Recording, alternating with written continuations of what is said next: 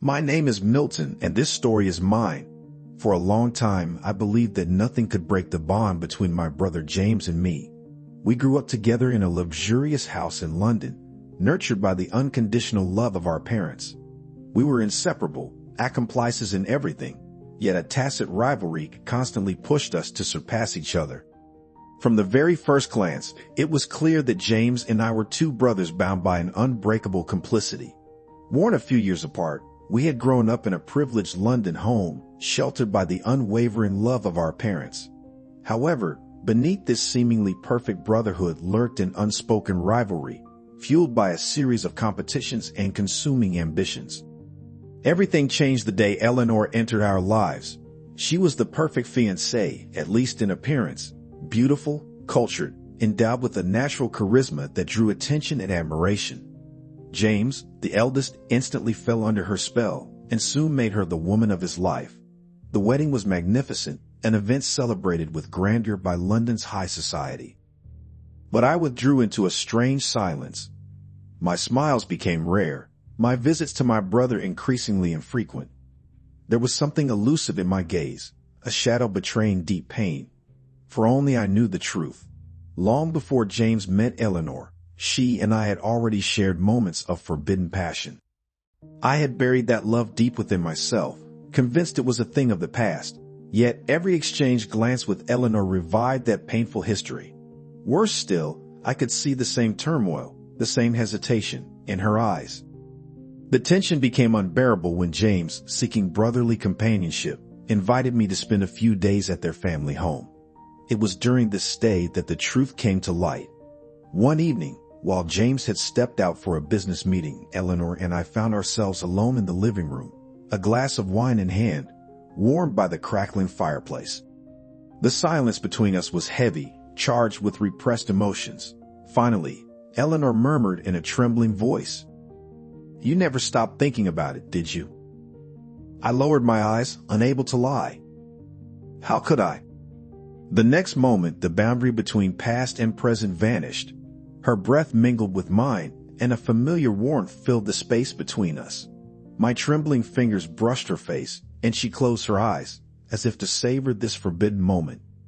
Then our lips met, hesitant at first, before the long-suppressed desire consumed us. Each kiss revived memories we had tried to forget. Each touch rekindled a passion neither of us dared to admit. Our hearts beat as one, swept away by a storm of emotions, a mix of love, guilt, and irresistible attraction. But that moment of weakness was brutally interrupted by a sharp noise. A door slamming, the rustle of fabric, then a suffocating silence.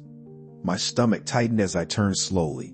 In the shadows of the hallway, a figure stood motionless. James. His gaze, at first incredulous, shifted into an expression I will never forget. His eyes burned with raw pain, a distress so intense that it surpassed all the wounds we had inflicted upon each other in childhood.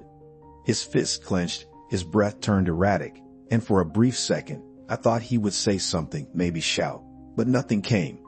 Without a word, James turned on his heels and left the house, leaving behind an atmosphere heavy with unspoken words and irreversible destruction. The following days were pure agony. Each morning, I woke up with an unbearable weight on my chest, a knot tightening in my stomach, an insurmountable emptiness. I tried to reach my brother, to no avail. The ringing of my calls echoed into nothingness, a deafening silence that felt like an irrevocable sentence. Every ignored call was another stab in my already shattered conscience. I sent desperate messages, clumsy apologies, but no response ever came. Eleanor, consumed by guilt, distanced herself as well. At first, she still replied, briefly, coldly. Then her messages grew fewer and fewer until they vanished completely. Her words became distant, her glances evasive, and one morning, she was simply gone. All that remained of her was the faint scent of her perfume on the pillow, scattered remnants of what we had been, and a void even more oppressive than the one James had left. The days stretched into slow agony. Every corner of the house seemed haunted by their absence, every object, every sound rekindling painful memories. What could have been a beautiful love story turned into an abyss of regret and solitude. At night, insomnia gripped me, and the oppressive silence of my own thoughts whispered the same truth over and over. I had lost everything, and it was my fault. James returned, but he was no longer the same. His gaze was empty, his face sealed like a book whose pages had been irreversibly closed. When he looked at me, his eyes slid past as if I were a stranger. There was no anger, no hatred, no reproach, only an impenetrable wall of indifference.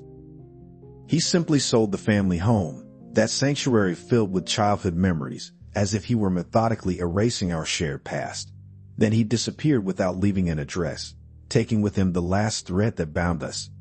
Every shared laugh, every fraternal embrace, every whispered secret in the darkness of the night, all of it evaporated into his merciless silence.